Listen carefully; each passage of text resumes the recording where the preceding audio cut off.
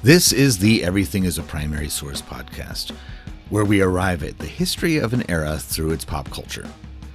Today's episode is the podcast equivalent of browsing a CD collection and seeing each disc as a document of the time period it was made in. Today's topic is Green Day's third studio album, Dookie, which was recorded in late 1993 and came out this month the following year. My guest for this episode, New England punk rocker Dave Strong, points to Dookie as a touchstone record as it opened up a new world of music for him. Add me and countless others to the list of teenagers of the time period who changed direction and musical tastes thanks to Green Day showing up in the mainstream.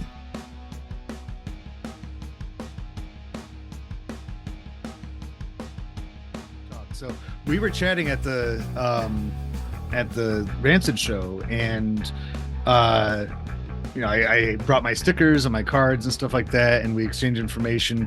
And so I'm glad that we finally got this to work out, and just in time for the 30th anniversary of what you said is one of your favorite albums of all time, and that would be Green Day's Dookie. What's your connection with that album? I don't know. I've got like a few sort of cool like memories of it. I know I'm pretty sure I was in 8th grade. Mm-hmm. Just 13, 14 years old, just kind of getting into rock and roll, not sure like who I was musically, but just picked up my first electric guitar, and I don't know, it was awesome. It was around the time when like Nirvana, like Nevermind was coming out, and mm-hmm. I had long hair at the time, but I was just kind of getting into myself, I think. Before then, all I really listened to was like the Beatles and whatever was on the radio and stuff like. But yeah, I mean, that album itself was like I think they played like When I Come Around and Basket Case at the school dances. Mm-hmm. They played California Sun by the Ramones version of California Sun at some of the school dances. Yeah, I heard that stuff. I was like, "What is this?" This is what I love, like I didn't know I loved it, but I loved it. Kind of took off. You and I, that's almost like a parallel, exactly the way I kind of met punk rock.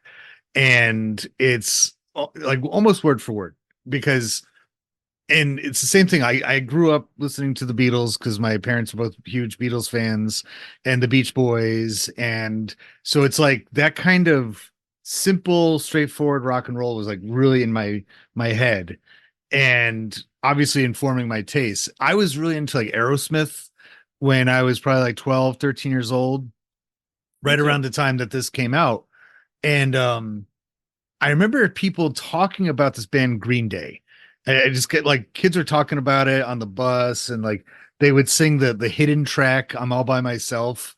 And I'm like, what is this group Green Day? They sound like, it's like the Jerky Boys. Like, are they weird? Like, making prank calls. And then there's a song on the radio called like Mary May or something like, remember that one? Like, she sure like it's a really bad song. I don't even know who did the song.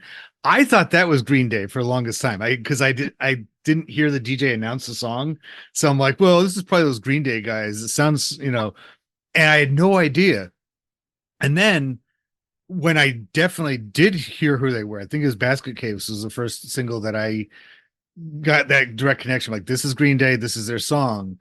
I was like, yeah, this is good. I could like hear all those bands that I grew up listening to in their music. And I think that that's probably the first question that we could cover right now and talk about and see how this is like a real document of 1994 when the album came out, is what materials it made from. You're a songwriter, you're a musician. Yep. Where do you get your material for your music? What inspires you to write down lyrics and music? A lot of the things in my life, like I'll draw a little bit of personal type stuff from what I see on a daily basis, or like what I've seen in the past, but then I'll kind of rewrite it in a way that it seems appealing to other people. Mhm. You know, like I'll take somewhat of a real life story, but I'll change it to really awesome. You know what I'm Yeah. saying? Like, and I'll kind of tell it in that type of person and like, you know, first person type way. That's how I've been drawing lately, at least.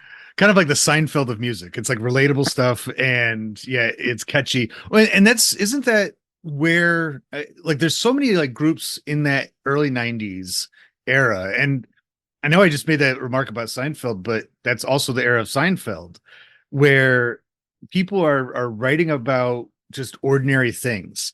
Like when you think about all the tracks on Dookie, there some of the topics are kind of big, like mental health, is it one of the big but and then some of the songs are, and then the other songs deal with like feminism, like she, but then other songs are just simple, ordinary life stuff, it just like Sassafras Roots is like, I just want to waste time, like it's, and there's a lot of groups doing that at simultaneously. Like if you go across the country, Green Day is in the East Bay. They're doing that kind of music, and they had been for a while. I mean, this is like several years into their career. This album comes out.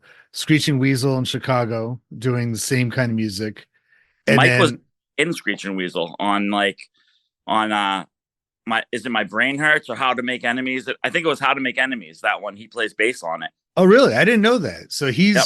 he's part of that connection because I know that I don't know if it's famous or not, but I always recognize when I watched their when they did Woodstock '94, he's wearing the Screeching Weasel shirt on stage, and it's like showing that connection. Like we're doing the same thing, and then you go all the way to this area, and you got the Queers doing same kind of thing, where it's like very Ramones inspired, very Husker Du, Replacements esque, but then you add into that the voice of young people in the '90s. Yeah, and that's like the whole Lookout Records connection is Yeah. what I know. It's like there was uh there was a studio called Sonic Iguana Studios. Mhm. Mass did all the production there, and he recorded a ton of bands. I mean, he did like all the Screeching Weasel stuff. He did Common Rider, which was Jesse from Operation Ivy's band, and he did a lot of the Lookout Records stuff. And I didn't even know when I heard Dookie that Green Day had two records before it. Mhm. And I didn't know anything about Lookout Records. That took, I think I was in eighth grade. It took probably 2 or 3 more years before I started getting into real punk rock and pop punk like the Queers Mhm. and Weasel per se, and the Groovy Ghoulies and stuff like that. Before I even realized that there was 2 more Green Day tapes, because I went to Circuit City, I think, bought Dookie on tape. I still have it, I think, with the little Ernie on the back that they Oh took away. yeah, they had to take that off, did they? But I didn't know, like, I had no clue. I had to go back and I bought Kerplunk, and I bought the Slappy Hours on the Slappy one. Yeah. And I was like, I had no clue. I mean, Now you were that probably unable to buy those previous like Kerplunk and Slappy Hours, 39 Smooth Slappy Hours. Were you able to get those at Circuit City also, or are those only available at like your local stores?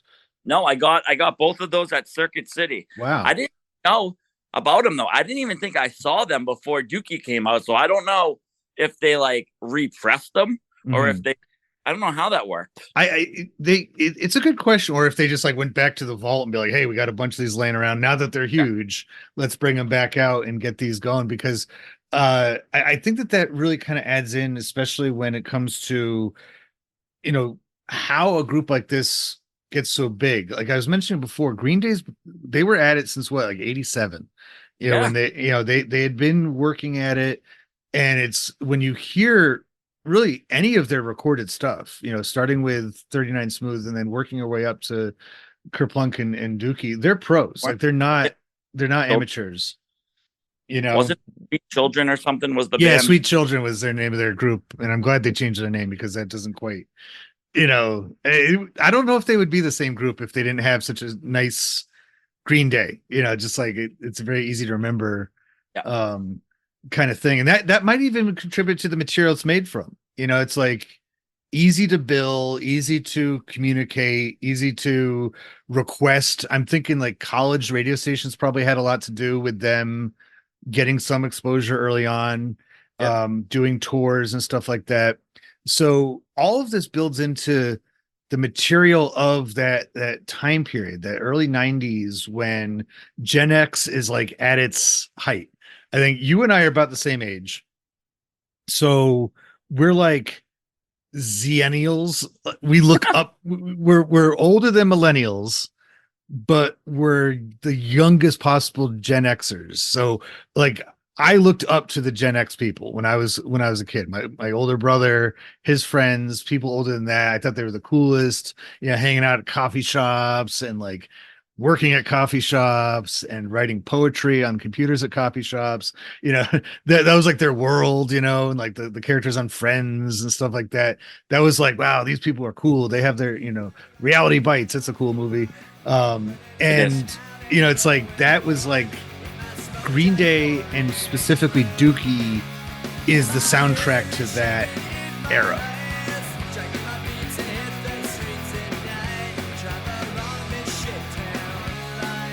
I've heard um, mentioned before about this particular album as kind of pulling us out of the Nirvana Seattle grunge quagmire.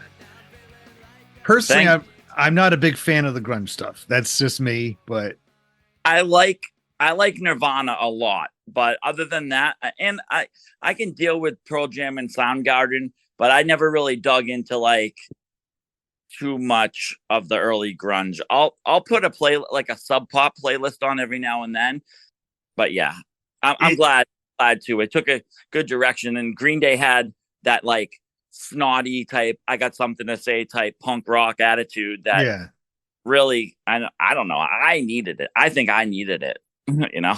I think a lot of people did, and honestly, the lyrics or the themes to the songs more than anything else are not all that different from what you're getting from Seattle. The sub pop groups, the Pearl Jams and the Soundgardens and definitely not Nirvana. Like there's a lot of angst and depression but it's just delivered in such a different way. Yeah. Billy Joe's lyrics and the way he, like you said, that snotty, sneering, awesome. Like just seeing Billy Joe, like just doing, I don't know how he didn't break like all his strings all the time. Like when you play guitar, um, do you emulate like a style like his, like that really like pounding styles, guitar strum, or do you have more of a Johnny Ramone style? I That's a good question. I actually think I might play more like Billy Joe. He does like couple down, a few up, couple down, a few up. I love his guitar too, by the way. He still plays that guitar, which is Mm-hmm. freaking crazy. It's like I remember seeing I'm pretty sure it was the Woodstock thing. But I had to watch it again, like when it came out, on like DVD and stuff. But I believe I had a recorder up against my TV in my bedroom. I had an 13-inch TV, and thank God it didn't like would let me listen to the pay-per-view station, and but you couldn't see it. So Mm-hmm. I got all the audio off of it, and I was just like listening to it the whole time, and it was amazing. That shit is stuff I remember like for my Yeah. whole life. I want to say that's the obviously I didn't go to Woodstock 94, but it was that whole summer on MTV when they kept showing, yeah, they made music videos out of the live performances. And that's probably when I finally, like I was mentioning before, about like it didn't line up. Like I know of this group Green Day, I know these songs that might be theirs. Finally, they lined up, and I think it was that summer because I was finally got to see, and I'm like, oh, okay, I get it. And they were throwing mud at the crowd and back and forth, that big mud fight and stuff. Um, I think that was their thing, sort of, because I went with, I can't remember if it was my aunt or my father, but it was definitely around September of '94.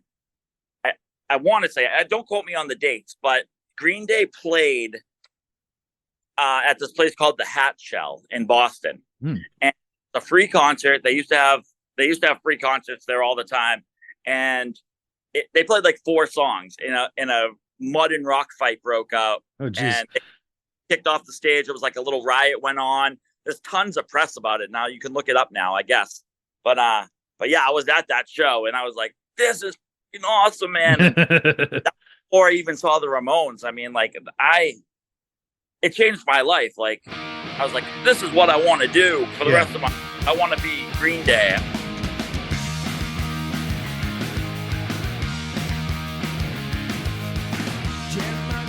Well, I'm glad you brought up the Ramones connection again. I mean, we've been talking Ramones. I mean, we have to because that's no Ramones, no Green Day, no Ramones, no any of these groups.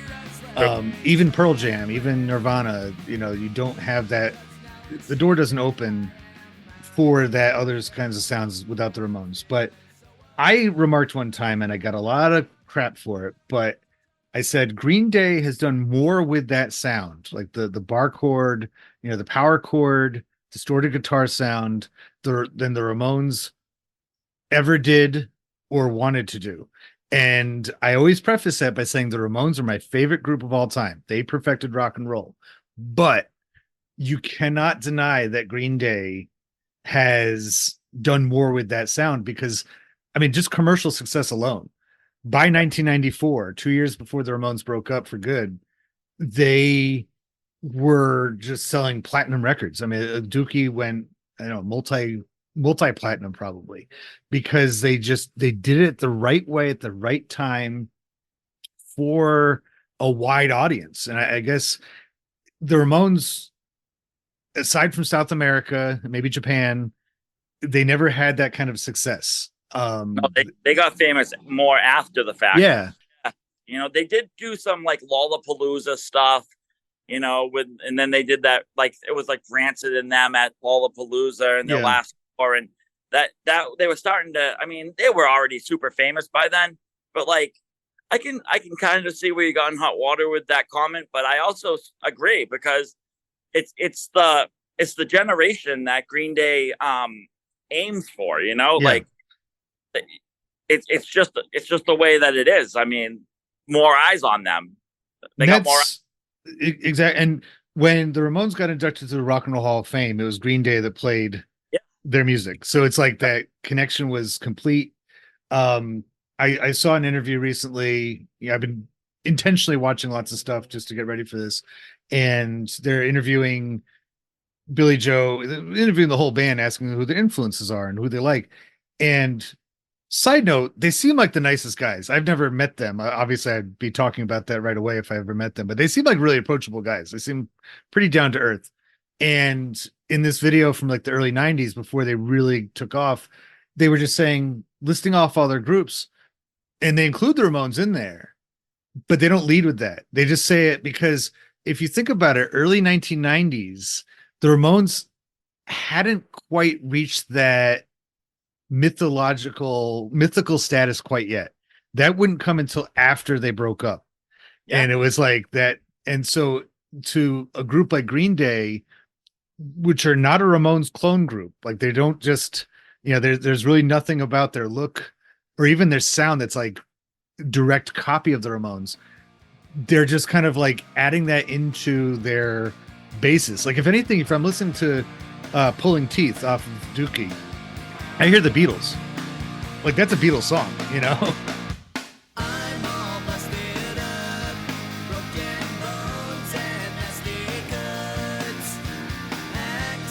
And so it's like they're just kind of like true Gen Xers, children of the 70s, 60s, 70s, like they're born then, growing up in the 80s. They're just kind of like taking in all of these sounds, going in the direction that they like the most, which is the power pop, punk rock type, sneering, but still having fun. And I think that's what kind of sets them apart from the rest of that early 90s music, and that they're not just saying, all right, let's do the same thing the Ramones did 20 years ago. Like they're going off on their own tangent. I totally agree. I've seen Green Day probably I don't know, probably like 15, 16 times.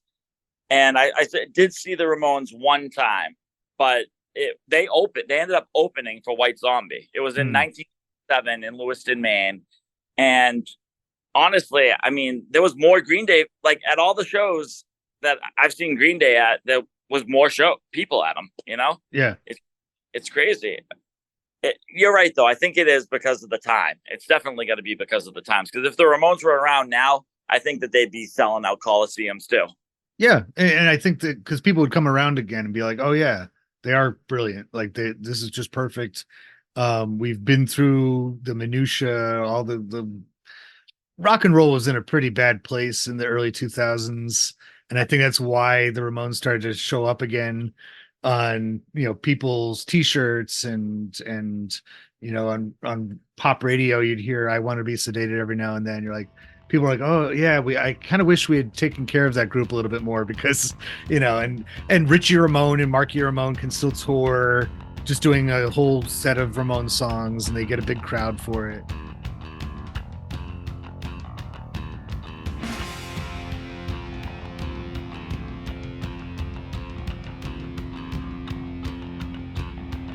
I think people were looking for a new sound. They might have been getting a little bit tired with Kurt Cobain, mumbling away, and it was like, "Hey, how about this? Here's this upbeat. It's fast. It has a little bit more like happiness to it. Even if the songs are not actually about happy topics, it has like that just good rock and roll sound to it." And it's almost like Green Day saying, like, "Yeah, we've been here all along. It's just now the world's ready for us." That is pretty much when I was like really getting into pop punk a lot. Like Mm. I was going to there was this place called the Elvis Room Yep. in Portsmouth. And the band The Queers, they're from Portsmouth. They would play there. They would practice there sometimes. A ton of free shows. And Joe would just bring, and he was on Lookout Records, so he would Yeah. bring the Groovy Ghoulies, Mr. T Experience, Screeching Weasel, the Riverdales, which is pretty much Screeching Weasel, just like every possible pop punk band you can think of made it through my small town that I lived in. So I was really, really getting into that like pop punk style. They call it like 27 style pop punk rock. Mm. And it would, I mean, I loved it. I really loved it. So No, I'm with you. I think it matched really well with the spirit of the youth of that generation. yeah, It was like we were all kids of our parents grew up in the 60s. And so they got to that. And to me, the 60s is the best time for rock and roll, and the yeah, most innovative time for rock and roll. And it's like we started off on this podcast saying this. It was almost like they just kind of like it was a trickle down effect. And when I was talking to Joe Queer for this podcast a few years ago, he put it so well. He's like, the 90s were like our 60s. It was like a repeat of the 60s. Handmade concert, bills putting up. Everybody had their own fanzine that you were making, and people were trading CDs with each other instead of records. Like, "Hey man, have you heard these guys? Oh yeah, you could make a tape out of this. Go ahead, go home and make a tape out of this CD, and then trade that around." And it was super easy if you had a band to record a tape. All you needed was just a little tape deck and hit record and get some good stuff. um it really just matches up with the time. We started off earlier saying how a very similar sound was coming out from all parts of the country. And in the East Coast, I think that the Queers were really the ones carrying that sound. There's other punk groups going on at the same time, but they're the ones who really had that Ramones-esque style about them. I heard uh yesterday, I was just on YouTube and I came across a full set of the Queers at the 924 Gilman Street in Berkeley recording. So, and it was like, and they started off like the handbill, that homemade handbill that says, the Queers says from Boston. But Joe starts the concert off by saying, "We're the Queers from Portsmouth, New Hampshire." And he's all the way out in San Francisco, right? He's out there. And it's like that was the scene that created Green Day. And by the mid 90s, these groups are just crisscrossing the country. They're similar. They're not the same, but they have such a similar sound. How does that happen? How do we get such similar sounds It's from these groups? uh, as far as I mean, the Queers and Screech and Weasel. It's like they must have they must have been like pen pals or something. I don't know. I'm just joking about that. But I know that Joe and Ben were really tight. They like and Screech and Weasel and the Queers. They kind of did. They they would cover each other's songs. Mhm. Like Mirage and like Surf Goddess and Murder in the Brady House Yeah. and all those Like a songs, parasite. Yeah. like a Parasite. They do each other's songs and stuff, and it's cool because Green Day, because Mike was in Screech and Weasel, so I Mhm. mean, it's a small world, I guess is what I'm trying to say. You never know how it works out. I remember the first time seeing Green Day on TV, I believe, was the MTV Jaded in Chicago thing. And Billy Joe was wearing a Pansy Division shirt. Mhm. And they were doing, in the band, they were singing acoustically that song Groovy Underwear, which is which is a Pansy Division song.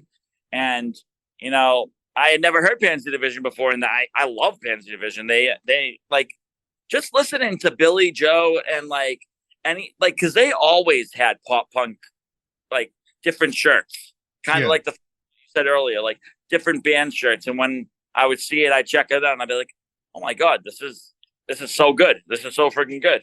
So I think you're absolutely right. There's a culture, and it's also reflected in their guitars covered in stickers. And even if it wasn't intentional, there's yeah, like this subconscious way of like showing support for their overall. In other words, the scene had grown nationally. You got the Muffs, you got the like you mentioned before, the Mr. T Experience, you got um Cletus, and you know all you about it. all these groups up and down the East Coast, across I-90. So it's like they're supporting each other.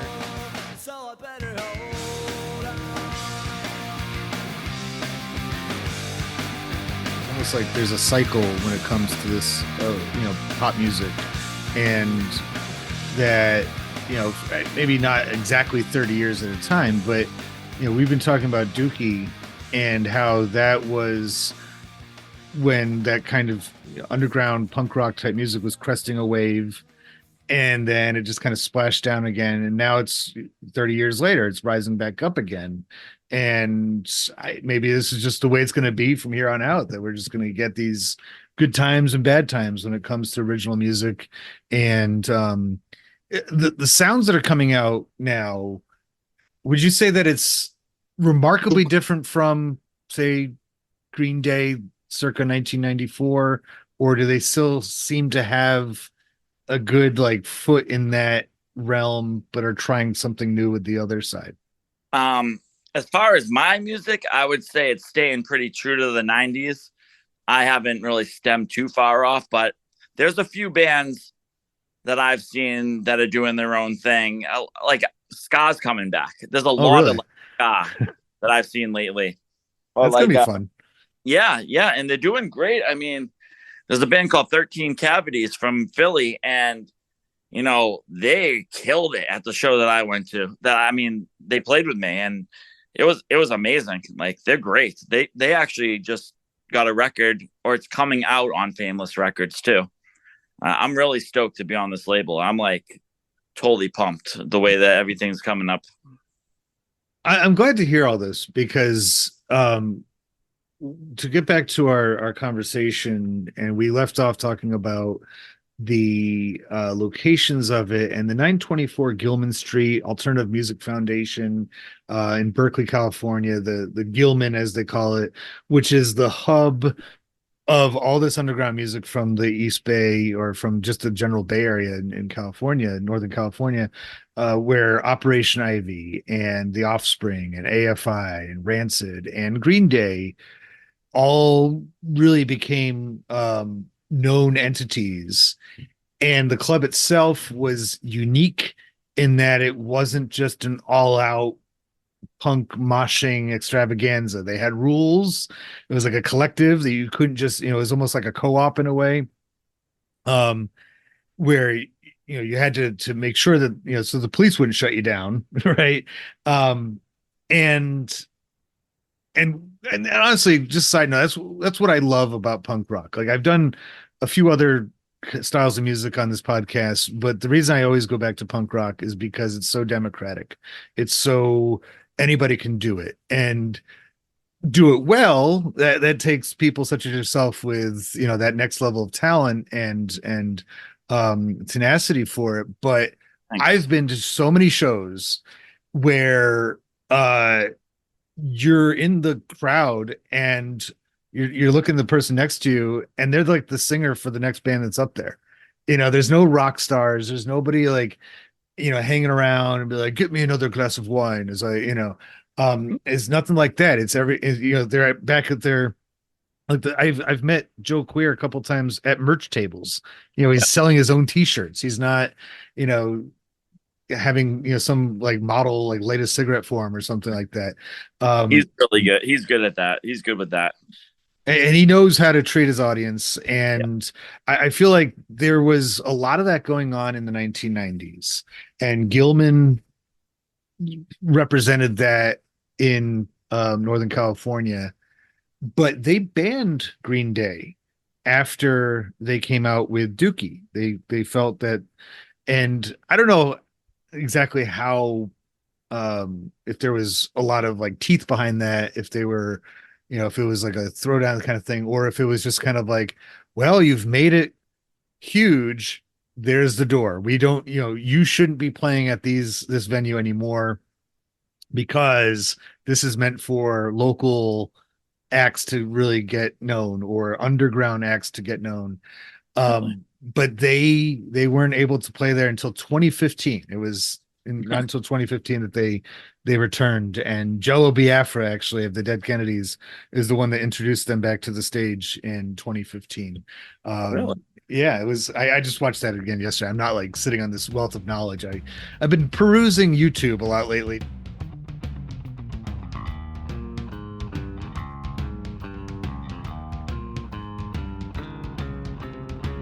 The three of the four singles that were released for to support the album, Yeah.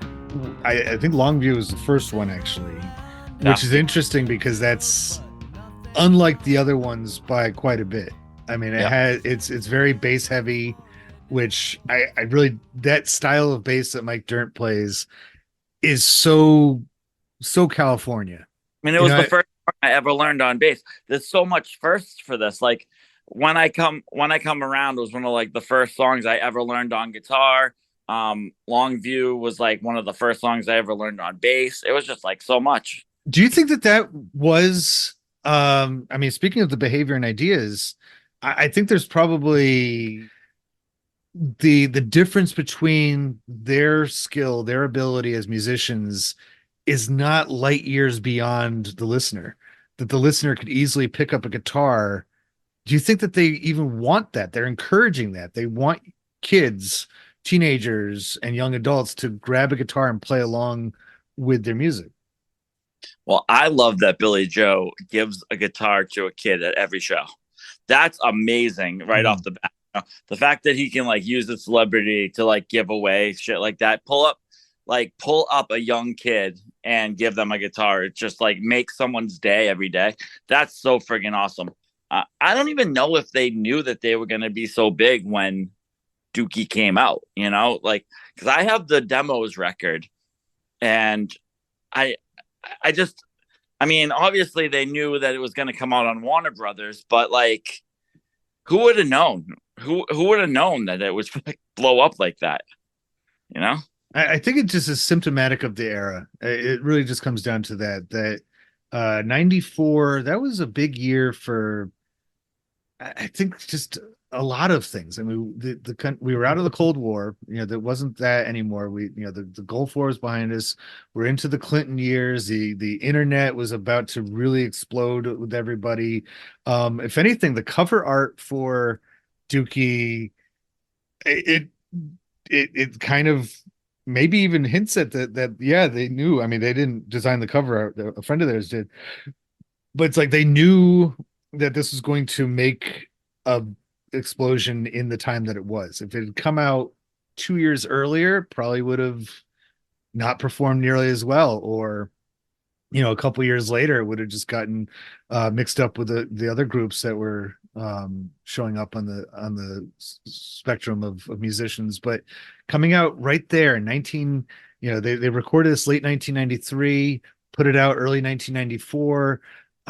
It's like just the timing says so much that the world was like ready for it at that time. 17 and strung out on confusion. Trapped inside a room of despair. When you started playing your guitar, did you go to like Daddy's Junkie Music and get your first guitar, like, or did you buy it brand new? No, I went to Daddy's Junkie Music. I think before then I had like there used to be a store called Richards or something. I think it was it was like I don't know. It might be Big Lots now, but like Yeah, yeah, I it remember was Riches. yeah, yeah. I got I locked in the bathroom at Riches when I was like 6 years old. that's traumatizing in It itself. was. You could do a whole podcast on that one. I should. I can't get out.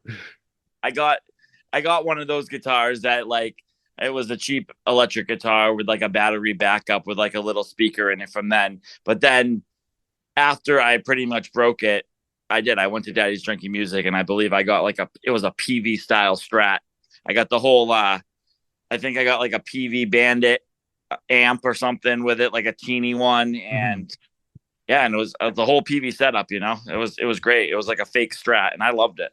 Because like you go ahead to another time period, and I mean, Daddy's is a New England chain. For those of you listening outside of New England, it started in Boston and spread throughout New England, and it was started by Fred Bramante, who specifically he's actually been on the show, who specifically wanted to allow artists to exchange their musical instruments, and it went out of business in 2007, which I think is just the right time for something like that to fade away, because by 2007 we're on to Rock Band. We were entering a recession, so there wasn't a lot of money being thrown around anyway. But you go back in time 20 years before that, 1987 through the early 2000s, early 90s, that is just the time for people saying, I want to start a band. I mean, when you were in high school, how many bands were in your school just made up of kids? Probably more than a few, right? Yeah, those a few. And groups like Green Day factored into that inspiration. Like I remember just categorizing all the different groups in our school. Like the band I was in, and we were in the northern Adirondacks of New York, so it wasn't exactly punk rock central, but I think we would be closest compared. If you compare us to what was on the radio, it'd be like a Green Day type group, very just pop punk, style music that we were playing. And then we had like a hippie band in our school, and then other kids just like did corn covers, and it's just like, but even if the music wasn't necessarily your forte, the fact that they were making it themselves and not just consuming it, I think is so reflective of the time period of, all right, this is on MTV. I want to be like that. Now, if I'm watching MTV, some of the artists I can't replicate. Yeah. It's like if you're a vocal artist, or if you're have like 25 backup dancers and you're doing all this stuff. But if it's three guys, a guitar, a bass, and a drummer, I can at least attempt it. I might not be as good as Green Day, but I can at least say, yeah, I could do that too. And I'm gonna go, I don't even know where you'd go for used equipment anymore. I mean, you have Guitar Center, but that's kind of corporate-y, it's really not it's not the same culture that used to exist of, these. I remember the place I got my first bass was it smelled like cigarettes, and it was just like, these old musician guys, they knew what they're doing, and they'd be like, I think I'll start you off on this Epiphone over here. That'll be good for you. It's only 100, you put it on layaway or something, and you know what I mean? It's like, it's an era. I go to my buddy Ralph. He has a place called Ralph's House of Tone. Um, there used to be a place called Aircraft in Yep, downtown, In Dover, yeah. and Ralph was right beside them for a while. And I actually like rented like a saxophone from him one year for my daughter's school. And he moved. He's still in Dover, but he moved to a smaller place. That's where I go to get all my guitars serviced and like anything that I need music. I go to Ralph's. But there's a place in Portsmouth that I know. I think it's called Gary's Guitar. Mm-hmm. Like Joe Kingo's and all, like a lot of the Portsmouth rock star type people. It's a small ass store that I think they're like a Gretsch dealer and a Fender dealer now, but they've been there forever. So as long as I can remember, they've been there too. So it was like, that's another thing about the connection with Green Day. It's like, the Gilman Street thing, they had Larry Livermore, who had Lookout Records, was in a band with Trey called the Lookouts before, I'm pretty sure before he was even in Green Day. And then you had the Screeching Weasel, and then I don't know what Billy Joe was in before, if he was in anything. But he played with, well, it was after Green Day had started, but he actually was going to be in Rancid for a little while, and he co-wrote the song Radio, really, by Rancid, and just, that's a funny one because I love Rancid. I mean, that's why we were at that concert together. yeah. But it's funny how those two groups. I remember playing Operation Ivy for somebody one time, and they're like, "This sounds like Green Day." I'm like, "Well, same scene." It's like they don't actually sound like Green Day, but and No. Green Day would play Operation Ivy. They play uh not Knowledge, I think, is Yep. the one that they do. Yep. Sometimes they cover it, but it's like you have groups that sound remarkably different, look remarkably different. I think we can, finish talking about the look of Green Day. They've been through a lot of different looks, but you compare them with Rancid. Rancid is very much like early 80s, almost London, with the mohawks and the studded leather jackets, covered in patches, and the bondage pants, and the Doc Martens and everything. Then you have Green Day, t-shirts and jeans, at least in that era, sometimes even wearing like dresses on stage, and kind of being weird and subversive a little bit. That kind of goes back to the grungy thing, because he does wear dresses, and he used to, at least sometimes, on stage. And I think sometimes the visual aspect of Green Day, you see like a poster or something with them dressed funny and stuff, didn't really always match up with the sound. Like when you hear that sound, you're like, oh yeah, punk rock. But then when you see them, and then late 90s Green Day, they start wearing like the real tight jeans, and by the time you get to American Idiot, they're doing the eyeliner thing, because that was real popular in the early 2000s. And their look has changed, but to just bring it back to the era of Dookie, they weren't dressed like Rancid. They weren't dressed with the big hawks and doing that kind of thing. They were just regular guys. And I think that's what I really love about that era of punk, where it was like just ordinary guys picking up guitars, just playing the music they want to hear, because they can't get it anywhere else. So like, I'm going to make the music. If I can't get it myself, I'll make it, that is just so reflective of the era. And we could go on and on just about how great this album is, but you mentioned your favorite songs. Let's go through just real quick a list of deep cuts off of Dookie that you think that the top four are the ones that were released. You have Basket Case, you have Welcome to Paradise, Longview, and When I Come Around. Yeah. off of that list, what are your top songs from Dookie? Off of the four you just said, or other Yeah, ones? no, aside from those four. Aside from those, so I would probably say Enema Sleepus is my favorite. Chump, I really like. Well, she kind of has gotten some radio hits too. Yeah, would say- that's I think probably after the album had been around for a while, that started showing up sometimes. But FOD, I really love FOD a lot. Those are probably my three favorite on the album for sure. I like Pulling Teeth. Yep. That's a big one for me. I like Sassafras Root.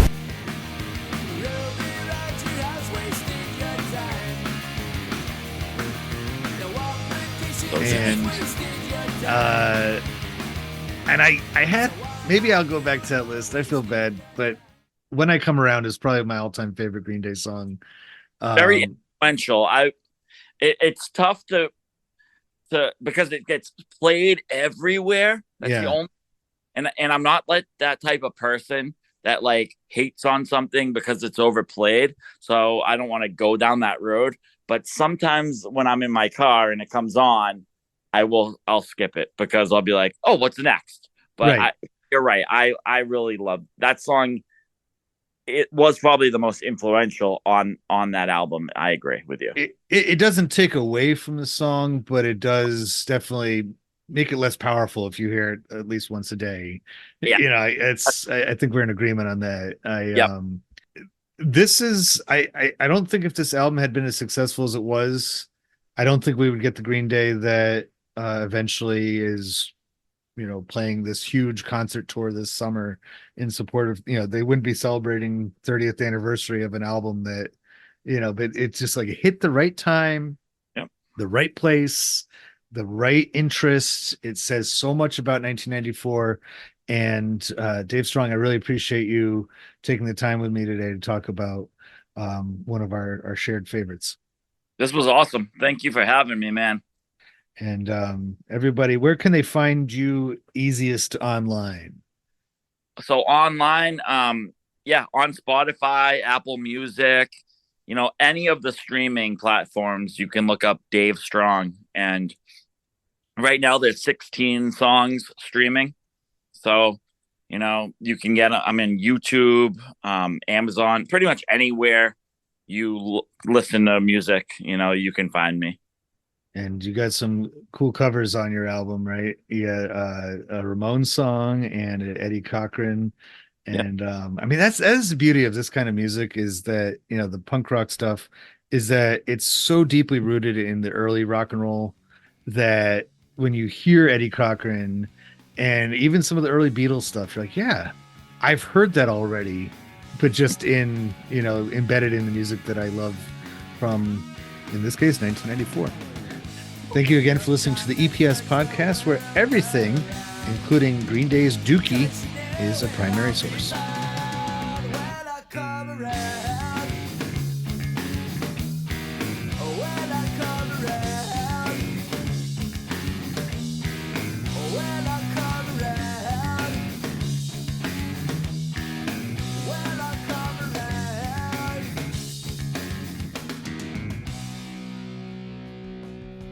Please rate and follow this podcast wherever you are listening to it right now, and share it with everyone you know. You can follow the Everything is a Primary Source podcast on social media, including YouTube and especially Instagram. Show notes, which expound on each episode, and essays about history and pop culture can be found on Substack. The hub for all these things is everything-history.com. Thank you for listening to the EPS podcast, where everything is a primary source.